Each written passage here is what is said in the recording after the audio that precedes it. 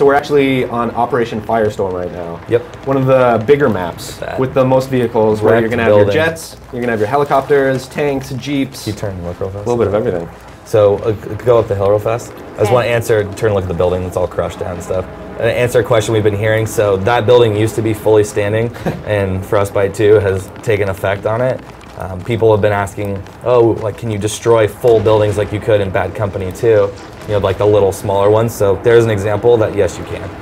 Okay. Just preemptively answering questions. Absolutely. We did get that one quite a bit at a time.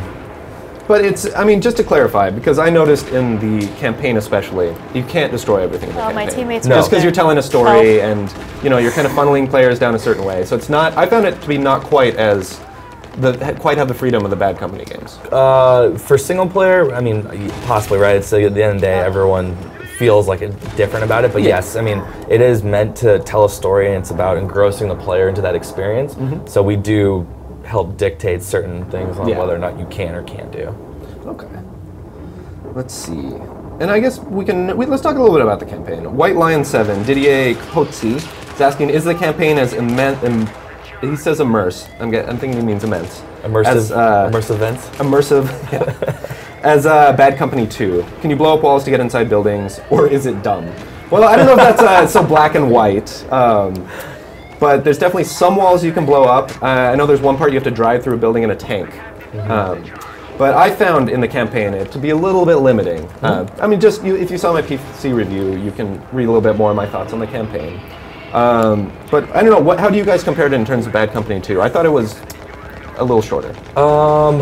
You know, I guess time frame is all depends on the style of player and whether you play on normal, hard, things like that. So yeah, I mean, you know, we feel like we get our experience across in the time frame that we've allotted to it, and at the end of the day, we feel like we've got pretty cool experience, and it's fun because we had a whole new, like I was mentioning earlier, we had a whole new blank spot with single player. Yeah. There was no single player in Battlefield 2, really. So we got to create a new story, new characters, everything like that from scratch, and we worked with a lot of people like Andy McNabb, and we worked with other consultants to help us with everything from, you know, weapon position, animation, style, lingo, all that stuff in there. You want to make sure that it's an authentic experience. Absolutely. Let's keep on going. Avenger. Let's see. Are you paying these guys? They're just running in front of you. Into your bullets. I'm invisible. Oh, right there. No, not really. Let's see. And just so you guys know, if anyone's just tuning in, we're taking your questions live, answering as much as we can. Currently, we're playing on Xbox 360. Our PC review of Battlefield 3 is currently live on IGN.com. But send your questions over to @IGN with the hashtag BF3. And we're just looking through them and getting your questions answered as we go. We also have a caption contest on Facebook's /IGN. You can enter there, and then we're going to pick 3 winners from there as well. Cool. Yeah. And if you just tuned in as well, we are giving away copies of the game on your platform of choice. So stay with us, because you never know when that's going to happen. So pretty. We already gave away 1 copy. It's real. They are shiny. And for anyone out there who's wondering where the console reviews are, we only got our copies the second these guys came to visit. So as soon as we're off the air, I'm going to jump right into seeing what the differences are and letting you guys know about the Xbox 360 and PS3 versions of Battlefield 3. Look at those bullets. And a little bit of splatter. Let's see. We can talk a little bit about the map since we're kind of looking at it. Yeah, absolutely. Go get some elevation if you can, Tina. We'll show them an elevated viewpoint. But this map is really cool. One of the things we made sure that each map had a unique feel and style to it. And this one is very much like, it was internally called oil fields, and you can kind of see why, right? There's big drums everywhere. There's a whole bunch of stuff. There's fires burning off in the distance. Exactly. It's an oil refinery, and it's a really cool map because it's super dynamic. And one of the things I first noticed when I played this in Team Deathmatch, I think it was, is all of a sudden you're looking at it north, south, east, west is all changed up. Yeah. And so it feels totally different. So you're trying to realign yourself. That is a good weapon to be using. Get it off. Nice work. That's a Battlefield moment right there for sure. Boots in the air. Is that him dead? Yeah, well, he's dead. Nice. He is dead. But these maps are cool, and like we were mentioning earlier, they're meant to be played across all these different modes, so you really, sometimes you'll be asking yourself, is this the same map? Like I really just play this in Rush, and now this is, squad deathmatch just feels nothing like it. And you see right now, Tina just unlocked a new rocket launcher for the engineer class. And these pop up as you play, so the second she goes back to the respawn menu, she can change up her loadout with her new unlocks. Yeah, let's do a quick walkthrough on the loadouts. Yeah, you guys can see some of the customization. Yeah, there's quite a bit you can do on it. So right now, again, these counts are pretty much brand new. She's been playing with it for, what, a whole 20 minutes now? So there's a lot there. But if you hit B, you can see she's on engineer, and you can cycle through, and you can pick everything, and you can actually cycle through on the fly. You can see if you use the bumpers here, you can cycle through the 5 different areas here, and so you have a primary, secondary. Jesus, one. Yeah, do for it. And then you also have kind of weapon kind of perks in there. You can do things like give your team extra ammo, extra grenades, squad sprint, things like that, reduce explosive damage, all those different things. Now, I know too, you get unlocks for vehicles as well. How good you are with them. Totally. And I unlocked a decent amount. I'm not that good with jets, I'll be honest, everyone. I'm not that good flying jets.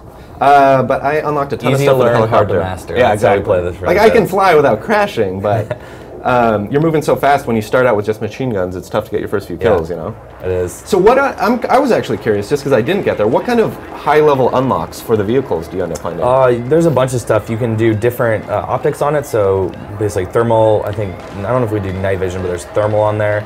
You can get smokes on them. Smoke is a great one, actually, because it helps discharge if someone's locking on you with either, a drone or targeting you with the javelin, and you smoke out, it will make it less likely to hit, and especially if you're in a crowded area, sometimes it's great to just pop that smoke, and if you can still see or target another vehicle or player, then just go after them with it. I'm gonna kill you.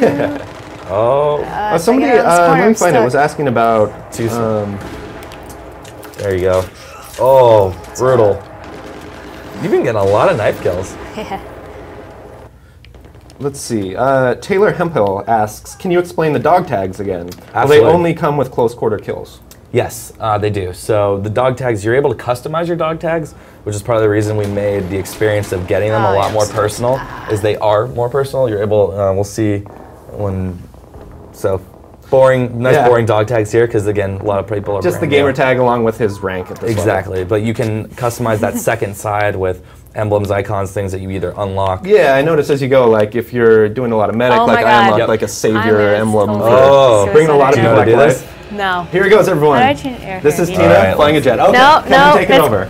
Kevin. Maybe you can teach us all something. Can give everyone at home a few tips for flying jets. So we'll start with just the nice, we'll just do a little glaze over of what's going on here. So Operation Firestorm. Get used to your controls and just work on slow bank turns and stuff. And just start here, right? Then you can start working on spraying and praying the bullets. So this is a good way to come in. It's a lot easier if you actually go up, let off the gas. Make a little bit of a dipping run. Now come down, I don't know where they all are at. Did we just lose audio? Towers. Get excited. Oh, look at this. Where's the Top Gun theme when we need it? Absolutely. How do you guys compare the jets to how do you feel about them compared to Battlefield 2? They're different, and especially on console, that was, you hear a lot of questions about people asking, oh, they're going to be too hard to fly on I want to find another aircraft, actually, right now. I love the air-to-air battles. A lot of people worried about how they would feel on console, but as you can see, doing okay. Hanging out here, having a good time. So, and just to reiterate, when people are flying jets or even helicopters, they can go outside of the normal territory that other but people if you're going to crash and you have to eject, you're going to still get I was going to show you, but I probably won't. If you're this far out, you can actually see on the mini-map, you can see those bars there. Yeah. That denotes that, hey, all right, we're letting you fly out here, but you can't do it. And then soon you'll see I'll be back in the normal. Yeah. There we go, back to the normal area. So I don't know where these guys are. It's a full map. I want to find someone to shoot. Why don't we just suicide into a building? That'd be bad. Let's do this then. See, Matt Gunter asks, thanks for doing this. Watch it now. Can you get in some vehicles? Show us that. Do it! Welcome. Woo! Oh! Too late. He almost survived. Too late of an eject. Yes.